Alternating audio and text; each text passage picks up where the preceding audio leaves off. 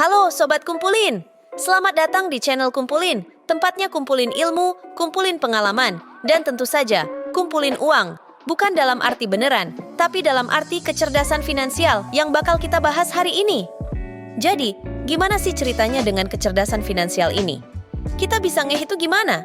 Nah, stay tune ya, karena kita akan membongkar semua rahasia kecerdasan finansial atau kecerdasan keuangan dan kenapa kita butuh banget untuk tahu ini semua.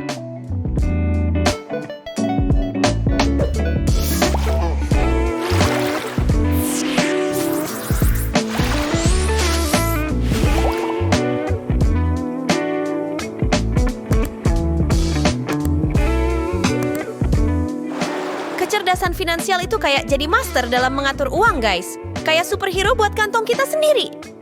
Bedanya, ini bukan tentang nyelamatin dunia, tapi nyelamatin dompet dari kekacauan finansial. Jadi, kecerdasan finansial itu lebih ke arah Iron Bank account daripada Iron Man. Gimana cara mengukurnya? Nah, ini gampang banget. Kayak ngecek EQ atau EQ kita. Ada skor pencapaian loh. Misalnya, kalau kamu bisa nabung lebih banyak dari biasanya, skormu bisa naik. Kalau bisa paham investasi lebih baik dari yang lain, boleh jadi kamu punya skor kecerdasan finansial yang tinggi. Intinya, ini bukan cuma soal gaji besar, tapi gimana kita bisa mainin uang itu dengan pinter.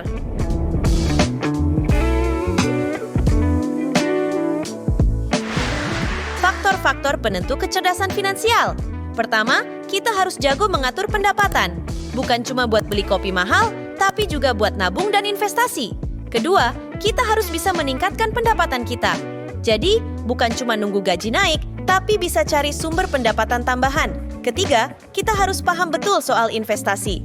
Bukan cuma tahu Bitcoin, tapi juga tahu mana yang benar-benar nguntungin. Terakhir, kita harus punya rencana pensiun yang lebih matang dari rencana liburan. Jadi, bukan cuma impian, tapi bisa direncanain dengan baik. Manfaat punya kecerdasan finansial tinggi. Pertama, kita bisa bikin keputusan keuangan yang cerdas. Literasi keuangan kita naik, jadi bisa ngelola uang lebih baik, buat anggaran yang oke, dan bisa ngendaliin tabungan serta pinjaman dengan bijak. Kedua, kita bisa melindungi keuangan pribadi kita dari godaan belanja berlebihan, gaya hidup mewah yang berlebihan, atau tawaran investasi yang nggak jelas.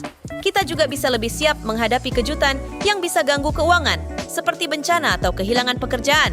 Ketiga, kita bisa kembangkan uang kita lewat investasi yang tepat dan bahkan bisa capai financial freedom dengan passive income. Dan yang terakhir, kita bisa wariskan kecerdasan finansial ke anak-anak kita.